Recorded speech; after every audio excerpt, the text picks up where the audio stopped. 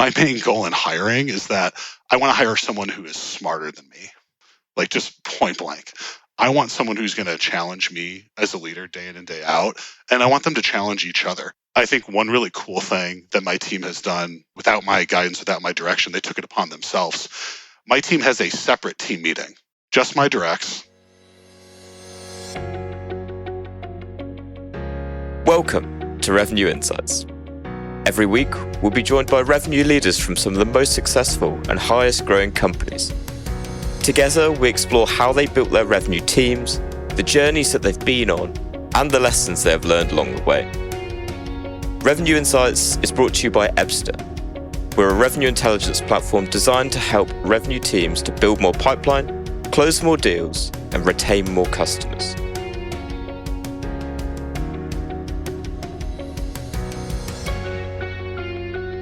Hello, everyone, and welcome to the Revenue Insights podcast. Today, I'm joined by Kris Alspach, Director of Revenue Operations at UiPath. Kris, welcome to the show. Thanks for having me. Appreciate it. Amazing. And the first question that I always ask everyone that when they come onto the show, what has been your story to get to where you are today as, Director of RevOps at UiPath? Yeah, happy to share. I think I didn't really find revenue operations. Revenue operations found me, so to speak. So when I graduated college, it was the middle of the recession, 2009, I always thought I wanted to go to law school. So I sort of took steps to kind of pursue that and evaluate whether that was going to be the right fit for me. I worked at a publicly traded financial news website that was founded by CNBC's Jim Cramer back in the 90s. So I was there for about 2.5 years, doing a little bit of contract, legal assistant type work. And after about 2 years, I realized I wanted to go in more of a business-focused direction. I took a job at a small financial services firm, had a great mentor, a guy by the name of Mike Blumstein. He sort of took me under his wing. I sort of cut my teeth getting involved in sales forecasting, pipeline management, a little bit of revenue recognition logic as well. So I got some of the accounting end of things under my belt. But I think what really sort of made that pivot was my exposure to a tech stack. We didn't have an internal Salesforce administrator at the time. So I got certified. I started to become really dangerous with setting up Salesforce, administrating dashboards, reports, permissions. And that just sort of opened the floodgates of what used to be called sales operations, what I now love to call revenue operations, right? A more broader strategic, career path. So after that smaller company that I was with, I kind of migrated down, did some stuff in ad tech, very advertising focused, but still operational in nature. And, I sort of cut my teeth at a technology company based in Silicon Valley. It's called Risk Management Solutions. One of my first bosses there, her name was Debbie Stevens. Debbie was kind of that first person that really told me and showed me that revenue operations can be a career. I think for the longest time, I was sort of floating around trying to figure out exactly what I wanted to do. And she provided that justification and kind of showed me the ropes, gave me people management experience, and I learned a ton from her. And from there, I kind of pivoted into startups. I had a great boss, another great mentor and friend to this day, Ryan Wilcox. He runs global sales ops at a company called Tonkian. Ryan recruited me to a tech unicorn called Dataminer. Spent about a year there, and then Ryan moved over to UiPath and gave me a call and said, "Hey, I'm at this fast-growing, explosive company. I need your help." And really, I hopped on the rocket ship, and I haven't looked back after 3.5 years. Yeah, I've been kind of digging into a little bit into your kind of journey, and you kind of touched on it quite nicely there in terms of like the fast growth that obviously UiPath has experienced, particularly over like the last 4 years while you've worked there. So what was it like, when you first joined, and how has it changed since then? Wow. So when I joined the business in December of 2018, the Americas team was about a $40 million ARR business. We're now approaching the 500 million mark 3.5 years later, which is just phenomenal growth. I think it's a testament to, number one, our culture, number two, our leadership, but number three, our sales team. our sales team and the operational folks that are behind them. Really the product offering is there. The proven value to our customers is there. We just needed to execute, and we did so. And I think we did so really well over the last few years. But in the early days, it was very much building the plane as we were flying it. Super anxiety provoking. I think we sort of live by a motto internally at UiPath, and that is the only constant is change. We experience a ton of change on a weekly, monthly, quarterly level at the company. I think it keeps things fresh. I think it energizes people. But I think over time we've sort of slowed down. We've kind of found our niche within the market. It's not really a niche so much as a market leader within the RPA and automation space. So we've matured a ton. We've matured a ton in our internal processes. Obviously, going public, we have a ton of regulatory restrictions now, so that trying to pivot our operations to be in line with all of our compliance procedures has really posed a number of challenges, both for our internal finance teams, but our sales teams as well. So we're just trying to adapt and keep the plane moving. I love that the metaphor of building the plane while you're flying it.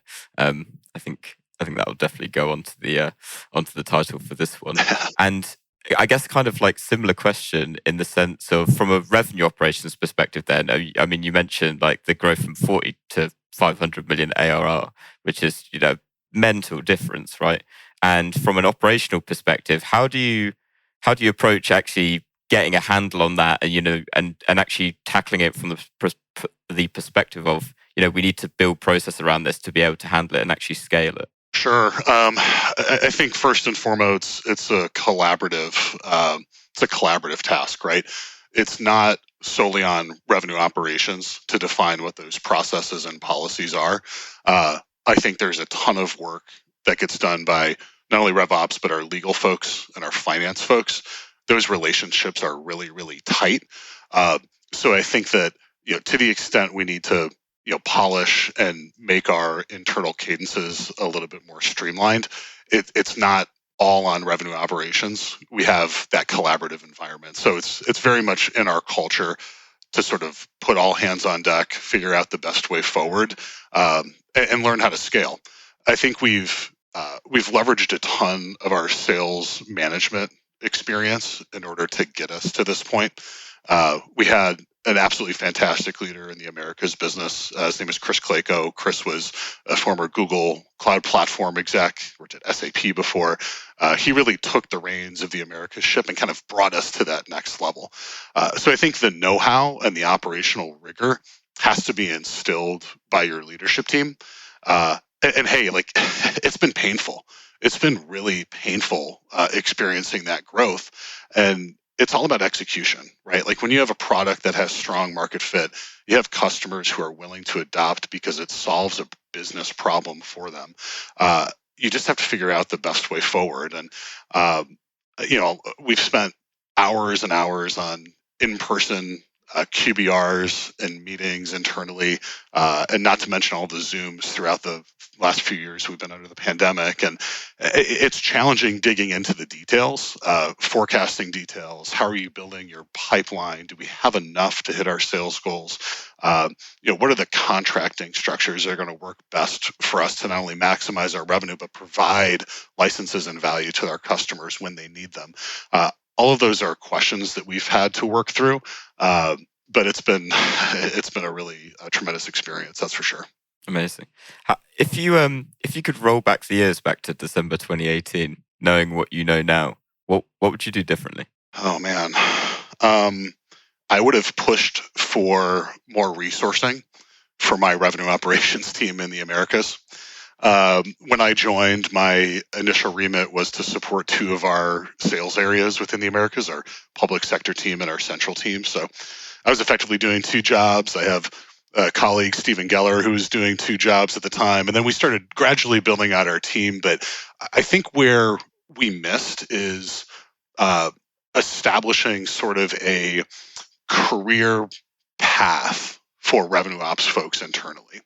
So instead of building from the ground up, having an internship program, having early career analysts that we could bring on, help us tactically run the business, run analytics, partner with sales reps and sales leaders, we kind of got ourselves into a position where we just got stretched a mile wide and an inch deep, and it was just a pure staffing situation. So I think I would have been a lot more vocal about fighting for the resources that we need, because without those resources, revenue ops can't be that strategic business partner for our sales leadership. That the dependency that sales leadership has on us, sort of falls on the staffing levels that we have. Sometimes there's only so much efficiency that you can get. Yeah, because how many are there in the revenue operations team now? So in the Americas, we have about 8 folks right now. We have different levels of staffing across our different sales theaters, but in comparison to the amount of revenue for the business that the Americas supports, we're severely understaffed. I think we're working on ways to kind of true up that staffing level through lower cost and more junior resources, because the folks that have been on my team have been with the business for at least 2.5, 3 years, 3.5 years in some points. So they know the business really well. They have strong partnerships with the sales leadership. They can't get to everything every single day. Like, they're working super long hours. So we need to come up with a creative solution to kind of buffer that bandwidth and get us to a point where we can execute a lot more streamlined. And my folks are working 8 to 10 hours a day instead of 12 hours a day. And because it's really interesting from my perspective. Like, actually, that's from a lot of the businesses that we speak to. It's a real range. Some only have like one RevOps person, whereas others, in this case, you've got 8, and it's like we actually need more of them. So how does the and obviously as you've grown over time, how has the structure like changed over time, and how do you actually start to process that? Yeah. So when I initially started with the company, and we're sort of in between 2 different worlds right now in terms of how we restructure our sales organization and support that sales organization, just because we're getting larger and larger. But initially, what we would do is a 1-to-1 matching of RevOps manager with an area vice president, like a second line sales manager. So that RevOps leader would partner with that AVP and be their chief operating officer, effectively. Anything that they needed help with in order to hit their number, my team would be responsible for. Headcount planning, ensuring we had enough people on board. Quotas are accurately set. Territories are fairly cut. Forecast calls are running smoothly. Pipeline is being measured and built. Leads are being followed up on. So anything that is part of that revenue engine, my team was touching and is still touching to this day. So that partnership is great with the sales leader, because a lot of the time I think sales leadership doesn't expect enough out of revenue operations. So we need to encourage our sales leadership not to sort of buy into the revenue operations model, but expect the revenue operations model to work, right? My team should be running forecast calls. We should be running our weekly business reviews. And we're riding shotgun with the sales leader, but we're the one that should be driving the conversation. And I think that over time we've needed a little bit more support. So if I have one revenue ops manager that's supporting an area vice president, 4 first line sales managers, and then each of those first line sales managers have 7 to 8 reps underneath. Yeah, okay, that's pushing it, right? Like, that's 30, like a 30, 40 person organization. I think of another person that I've been working with for the last 2 years. He's been running our emerging enterprise operations. Well, that organization is like 3 times the size of an average enterprise area, and it's been just him for the majority of the time. So Nick has done a fantastic job running his business, but I do think that until you staff your organizations properly and get them the bandwidth they need, it's sometimes challenging to give that business the support that it needs. There was a couple of bits you said there that I love. One is around the partnership between revenue operations and sales, but also around getting to that point of the sales leaders actually expecting it. So how, particularly as you've grown, how have you achieved like that level of consistency across the different sales teams in different regions within the Americas? Can you be more specific on the consistency? You're thinking like consistency of support? Yeah. So, for example, do you have like operational cadences in place? So perhaps you're forecasting in the same way, running Oh your yeah. pipeline reviews in the same way.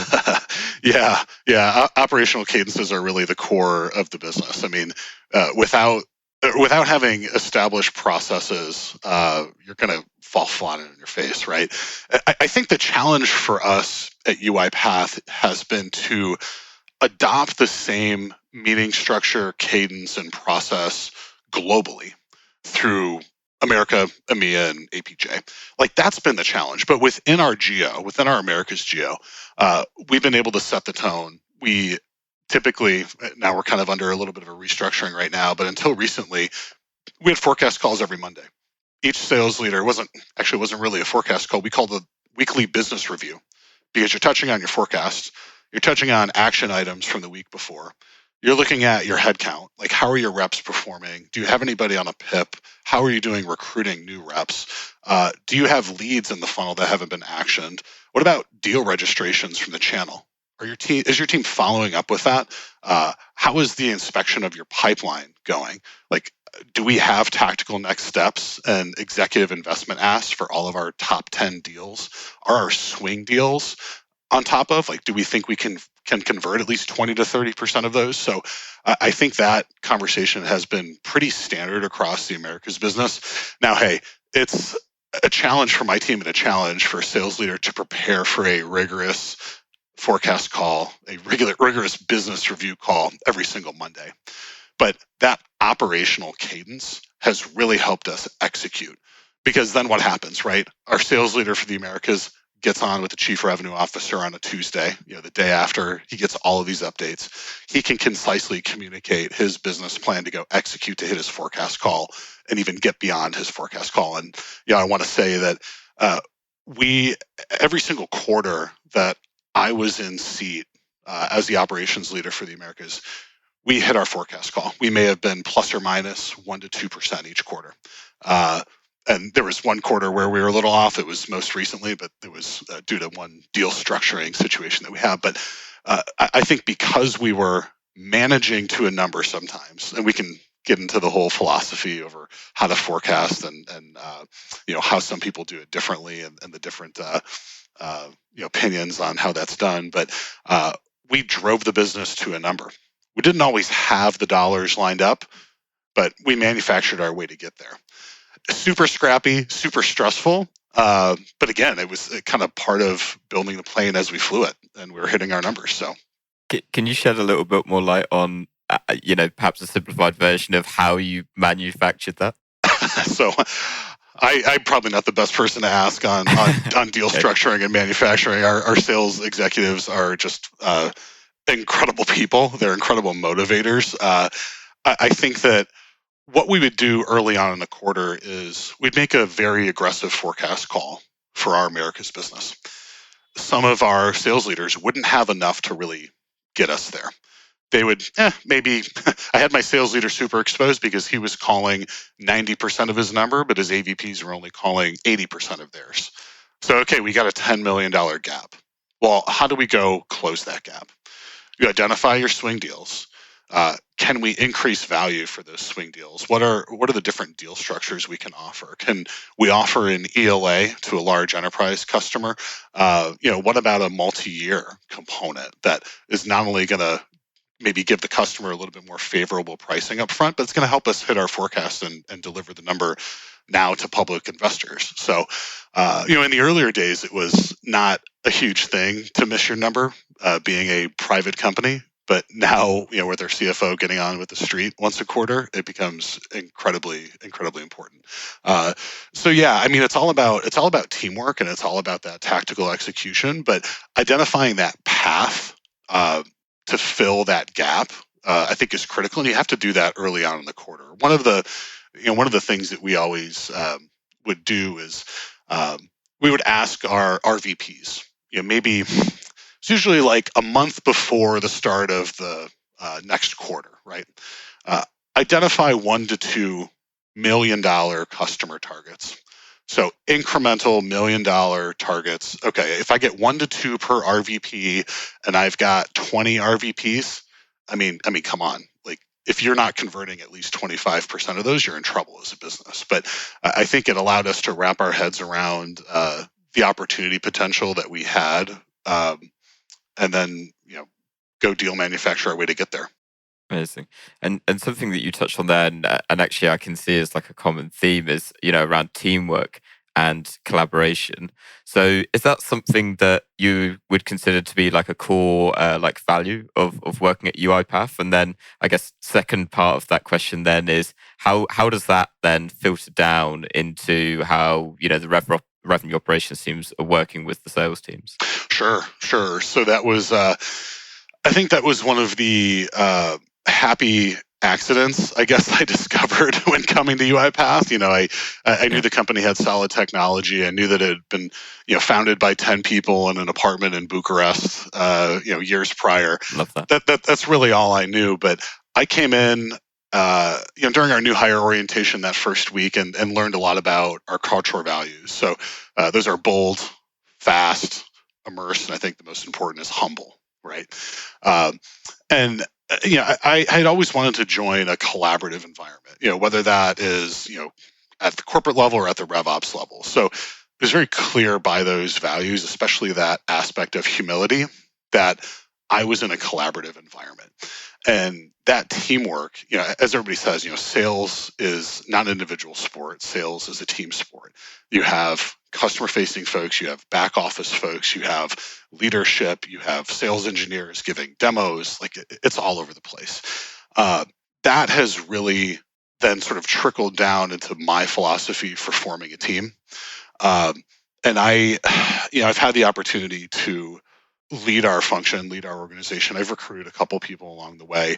I think what was really interesting for me as a team leader is to get promoted into the role as opposed to coming in from the street. So I had peers who are now reporting into me, which was, come on, like, so ripe for imposter syndrome, right? Like, I was working with these such incredibly intelligent people, and now all of a sudden I have to lead them, and I have to be the one that sort of delegates and asks them for things. That was an initial challenge, but I really not only try to embody those core values that we hold dear as a UiPath organization, but I try to be super transparent. I try to communicate with my folks, like I would my peers, right? I can't share too much confidential information, but I want to be really realistic about the problems that we might be facing or the goals that we have for the current quarter or the current year. So I think that element of transparency is well received by people on my team. And in terms of recruiting, in terms of bringing new folks on, like I've got a couple values that I look for. Obviously you want to find somebody with decent experience, but I don't think it's the end all be all. Like, I want them to speak the revenue operations language, but hey, if you know how to do, some element of forecast management, you know how to manage a pipeline, I don't really care if you know how to, form equitable territories. I can teach you that. Like, the basics. I look for someone, number one, that I can trust, that has some of that experience. And I think the main thing that I look for, and folks on my team will kind of laugh because I've said this before, but I hire, my main goal in hiring is that I want to hire someone who is smarter than me, like, just point blank. I want someone who's going to challenge me as a leader day in and day out, and I want them to challenge each other. I think one really cool thing that my team has done, without my guidance, without my direction, they took it upon themselves. My team has a separate team meeting, just my directs. They get together, I think, once a week on a Wednesday, all 6 or 7 of them, and they brainstorm. What are you seeing here? Oh, I'm seeing this in the West. I'm not seeing this in the East. How can we collaborate and try to get to a point where we're all marching in the same direction and leveraging best practices that everybody's using? I love the way that it all just came together, and I couldn't agree more, like, on the point of hiring people ultimately that are smarter than you, right? Because that, ends up you get to a situation where you're having people like that, are not really a threat in a way, if you see what I mean. Sure. But actually, you're bringing them on board to fill your weaknesses, right?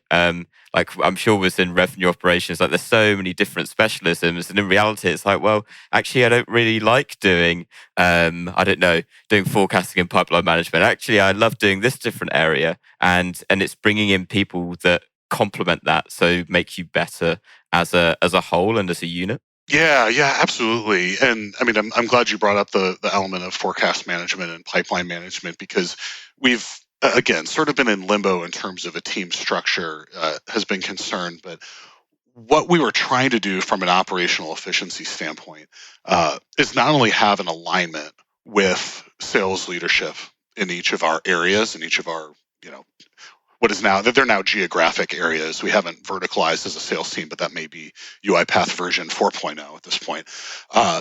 But what we had tried to do within my team is say, okay, hey, I own operations for the central, but I also own forecasting. I own operations for emerging enterprise.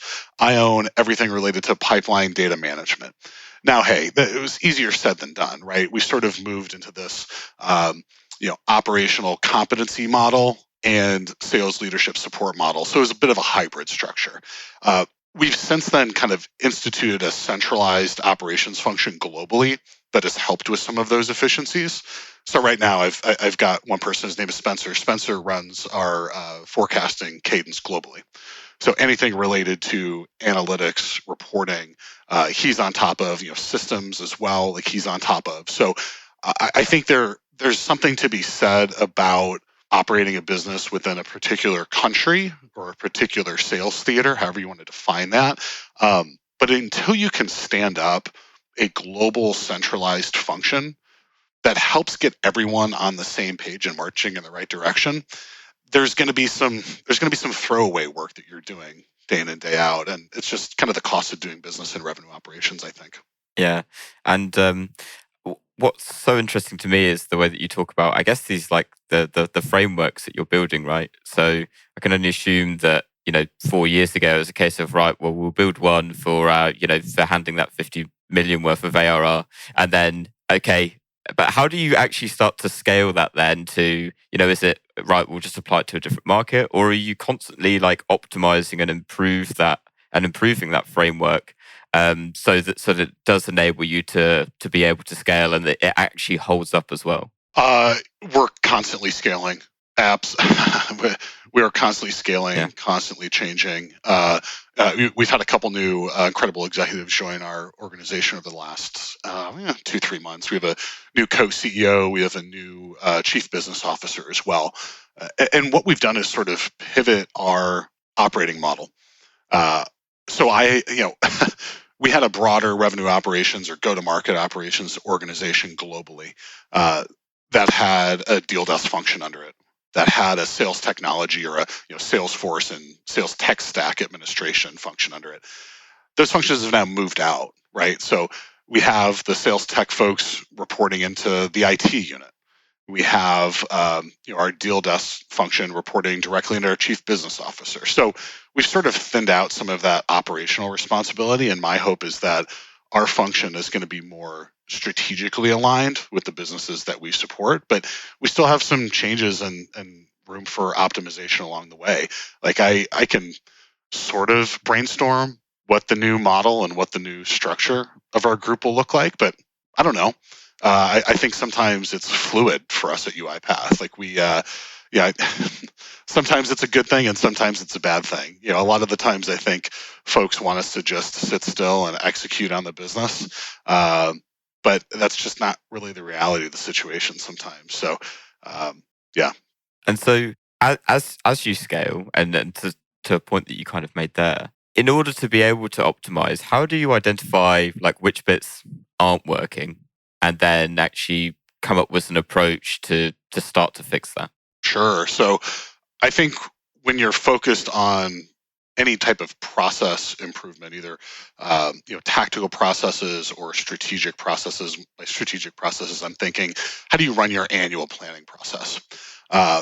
I think it all has to come down to something that's measurable, and for me, that's revenue, and revenue is driven by sales rep productivity. So if I can do something that gives my sales reps and sales leaders time back to spend with customers, that's a win because that leads to more revenue for the company. There have been a couple instances. One member of my team, her name is DePauli, she dug in with some of our folks down in the public sector and realized that they were spending so much time trying to get deals processed. They were doing back office work, back and forth between distributors, partners, customers, just trying to align paperwork so that our internal accounting team could book and recognize revenue, right? If I have a sales rep spending an hour to process every deal, or let's just say a half hour just to process every deal, and they close how many deals a quarter, like that adds up. It's a day or two of their life spent doing administrative functions. If I can identify not only the process bottlenecks and fix the process, that'd be one way to solve it. If I could identify the issues and hire some lower cost resources to take that burden off the sales rep's plate, that's another way of solving it. But UiPath is an automation company. We have to start using our own technology internally a lot more. I think the problem, a lot of these processes are primed for automation. If we can wrap our own technology around them, that's fantastic. I think a lot of more mature businesses can leverage UiPath because their processes are defined, they're repeatable.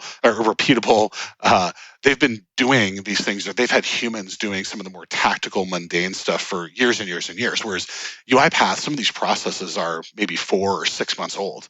I think once we get to a point where we have our operating, like at least our back office systems and processes set, then we can start automating some of that work for the sales folks. Our accounting team and our back office finance functions are already using UiPath bots with tremendous value to the organization. I think there's a stat that our CFO likes to throw out, like we've increased our sales transaction volume by X%, but we haven't increased the headcount of people supporting the business because we have leveraged technology, our own technology. When we're as we're scaling, as we're trying to make our organization more successful and streamlined, that's what I look at number one. Like, can I give my sales reps more time back to spend with their customers? And if I can, I feel like that is generating more revenue for the company. Amazing. What I love is the way that you really work so, or at least by the sounds of it, work so seamlessly, with your sales teams and the reps, right? And so I know, having spoken to kind of revenue leaders in all different areas, that's definitely not always the case. So if you could give one piece of advice from your experience at UiPath of how revenue operations and sales could work better together, what would it be? Oh man, so I think I'll go back to the point that I made earlier. You have to have that executive buy-in for the revenue operations function. And it can't just be buy-in, it has to be an expectation. Your revenue leader has to not only understand the concept of RevOps, and you can explain that to them, that's fine, but they have to expect more from you. They need to think of you as their chief operating officer, as someone that helps them execute the business day in and day out. In terms of partnering and working with sales, I think that the larger organizations grow, I think the less interaction folks on my team may have with individual sales reps. Like, we are here primarily to be business partners for our sales leaders, so first line and second line. But honestly, the intel is gathered from the field. I think RevOps needs to be sitting in on customer calls more often. They need to be going on those ride-alongs, right? They need to be always involved in regional sales meetings, whether it's, a team of 8 direct reps and a leader, whether it's an all-hands call with 40, 50 people. RevOps has to be not only a participant, but almost leading those interactions. And I think we need to pull the audience, right? We need to reach out for sales, get feedback on new processes, which we very much do. A number of new things that we've put out recently have really been driven by feedback from the field, especially sales leadership. Some of those folks just love digging in, and that feedback. I don't want to build something, I don't want to change something unless my leadership is going to approve of it. unless they're going to find it valuable day in and day out. So I think the more that RevOps can do to sort of pivot from only thinking about operations to kind of that whole end-to-end revenue cycle, that customer-facing motion, I think the better off we'll be helping sales be better. I want to wrap up with one final question. Sure. Slightly off topic to what we've been talking about, but if there was one book that you would recommend to other revenue leaders, what would it be? So 5 Dysfunctions of a Team, solid book. I read this a number of years ago with one of my teams when I was working in ad tech. I think it talks about different personalities, different leadership styles. I think it's good for revenue ops folks, sales folks as well. I like the classic good to great as well. There's an analogy in there talking about having the right people on the bus first before you can start putting the bus in motion. And I think that I take that into account whenever I take that philosophy into account whenever I'm thinking about building teams and how we build an organization. Right? It all starts with people. People are the foundation, and I think UiPath really has bought into that, and we've done a really good job hiring, and we guard against that. We guard our culture very very dearly. So the 5 Dysfunctions of a Team is good. Good to great is another one. Admittedly, I have 2 bookcases filled with books, and probably only about 10% of them read at this point. So I got to stop working so much and actually dig into books. I love it, and that's a fantastic way, I think, for us to wrap up. Final thing, Kris, to everyone listening, if they want to learn a little bit more about you, connect, ask any questions, where can they find you? Yeah, I'm on LinkedIn, Kris with a K. And I'm sure you'll post the spelling of my last name. But happy to collaborate, to network, to share best practices. Maybe my best practices are not always going to be the best, but I love brainstorming and I love meeting other folks in the revenue operations and sales silos. So please connect. Awesome. Yeah, we'll put it all down into the show notes. Kris, thank you so much. It's been an absolute pleasure to have you on. Everyone listening, thank you so much once again. We'll catch you again next week. Thanks for listening to Revenue Insights. If you want to learn more, subscribe to our newsletter and we'll deliver every episode straight to your inbox. If you have any questions, feel free to connect with us on LinkedIn. Our links will be in the episode notes. See you next week.